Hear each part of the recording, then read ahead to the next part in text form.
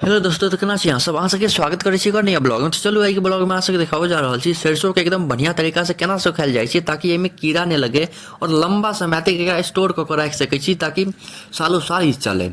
तो देखियो ई तोरी सरसों हमरा सबके इम्हर काला सरसों के तोरी कहल जाइ छै और पीला सरसों के सीधा सरसों कहल जाइ छै।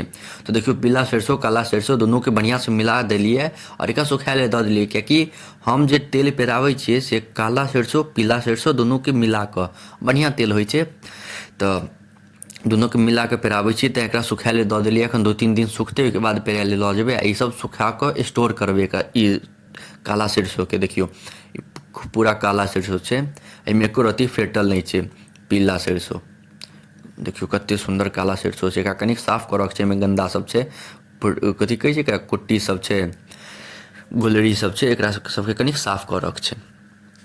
देख रहल छियै एम्हर पीला सरसों छै, ई एकदम साफ छै। एकरा एकदम फटक बना कऽ सुखाय ले देने छियै। एकरा हम कहै छी 4 दिन कम से कम एकरा छोड़ि देबै रौदा में, और कनिक तेज रौदा हुए जे रौदा में खड़ा हेबै ना 5 मिनट तऽ कनिक गरम लगत, पसीना जकाँ बहत। एहन रौदा में 4 रौदा एकरा सुखा देबै सरसों के, ओहिके बाद बोरा में राखि लेब। कोनो दवाई देबऽ के जरूरत नहीं है। इम्हरो देखियो काला सरसों पसरल छै, देख रहल छियै कते मस्त छै, कते मोटगर। अइयो में पीला सरसों कनी मनी मिलल छै। तो सबके सुखेनाइ बहुत जरूरी छै। हम एको रत्ती एहिमे दवाई नहीं दै छी खरीद कऽ, कियाकि हम ऑर्गेनिक चीज उगाबै छी, ऑर्गेनिक खाइ छियै। हम किछु नहीं मिलावट करै छियै। एहिमे दवाई ववाई दऽ कऽ हम आरामसँ कऽ लेतियै, राखि लेतियै, दवाई दऽ देतियै तऽ नहीं खराब होइतै नहीं कीड़ा लगितै। लेकिन हम एकरा सुखेबै, बढ़िया से सुखेबै, ओहिके बाद एकरा रखबै, स्टोर करबै तो कोनो कीड़ा नहीं लगतै आ कोनो खराबी नहीं करतै। तो देखियो एतऽ ई नीचा में देने छियै एते सुखाय लेल। कनिक हमर अंगना बहुत फैल छै, बहुत अथी छै, तऽ एते अंगना में देने रहियै। आब चलू अहाँ सबके छत पर लऽ कऽ चलै छी। छतो पर कते छै से देखियो।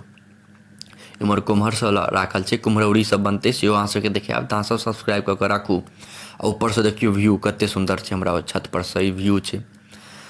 और देखियो एतौ काला सरसों पसरल छै, एतौ एकदम पातर के पसारने छै, कनी गंदा छै। एहिमे अथी सब छै, कनी गंदा छै, एकरा साफ करनाइ जरूरी छै। ई कनिक सुखा जेतै, ओहिके बाद एकरा साफ करबै। आ इम्हर देखियो साफ कयल छै, इम्हर कते सुंदर काला सरसों छै।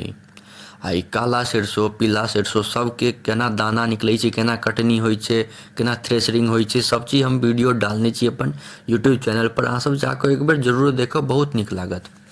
देखियो कते मोटगर दाना छै, कते फ्रेश दाना छै, कते नीक दाना छै, बिना दवाई के छै ई दाना। एकरा 4 रौदा सुखा देबै और ड्राम में राखू, बोरा में राखू, जतऽ राखऽ के ये राखू, आराम से रहि जायत। कतबो दिन रखियो, साल भरि से ज्यादा राखि दियौ तैयो नहीं खराब हैत। देखियो कते सुंदर से छै। एहिमे कनिक गोलरी सब छै, तऽ एकरा कनिक साफ फटकऽ पड़तै। फटक बना कऽ एकरा ओहिके बाद रखबै, तऽ पहिले 4 रौद सुखा देबै, ओहिके बाद फटक बना लेबै। तो देखियो नीचों में पसरल छलै, ऊपरों में पसरल छै। इम्हर ई केराव उखाड़ने रहियै, ओकरो हम ब्लॉग डालब, तऽ अहाँ सब सब्सक्राइब कऽ के राखू। एकरो ब्लॉग आबऽ वाला है जल्द से जल्द, तो ओहो देखऽ के लेल मिलत। बहुत इंटरेस्टिंग ओहो ब्लॉग छै। देखियो केराव उखाड़ लिए अपने से, और एकर एते बोझ छै, औरो बोझ सब एतै। और एतऽ से देखियो इम्हर गाछ सब छै कते सुंदर। आ काला सरसों छै, एकरा हमरा सबके इम्हर काला सरसों के तोरी कहल जाइ छै। अहाँ सबके इम्हर की कहल जाइ छै से जरूर बतायब। आ देखियो एतऽ से ऊपर से देखाबै छी कते सुंदर लगै छै। खाली सरसों पसरल छै, तेल के सामान पसरल छै। एहि सबके 4 दिन सुखेबै एकदम कड़क रौदा में, जे 5 मिनट अगर अहाँ रौदा में खड़ा रहि गेलियै तऽ देह कारी भऽ जायत, नहीं तऽ पसीना छूटि जायत। एहन रौदा कड़क हुअ के चाही। ओहन रौदा में 4 रौदा सुखाबऽ के छै। देखियो ओ पेराबऽ लेल छै, ई स्टोर लेल हेतै, ई दुनू स्टोर लेल छै, आ ओहो स्टोर लेल छै। स्टोर कऽ के रखबै मतलब स्टोर लेल छै, मतलब स्टोर कऽ के रखबै। और ओ जे मिलायल छै ओहिमे ओ पेराबऽ के छै। आ ई तऽ छैहे एक नंबर, एकरो सबके स्टोर करऽ के छै। तऽ एहि बेर के खेती में एते भेलैए तेलहन तेल के अथी उपजाऊ। और एतऽ से व्यू देखियो अहाँ सब कते बढ़िया छै। तऽ अहाँ सब बतायब अहाँ सबके केहन लागल। इएह छै, एते हमर तेल उपजाऊ भेलैए। ई केराव छै तऽ तेलहन देखा देलहुँ। अब दलहनों के वीडियो आयत तऽ अहाँ सब सब्सक्राइब कऽ के राखू। रोज 10 बाजि कऽ 1 मिनट पर हमर वीडियो अपलोड भऽ जाइए।